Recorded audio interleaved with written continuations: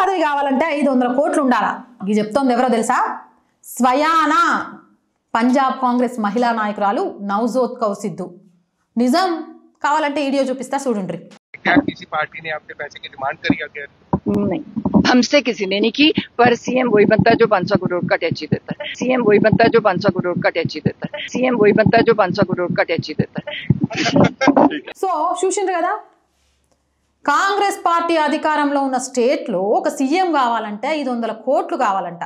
అలాంటి వాళ్ళే ముఖ్యమంత్రి అవుతారట, లేకపోతే అంతే సంగతట.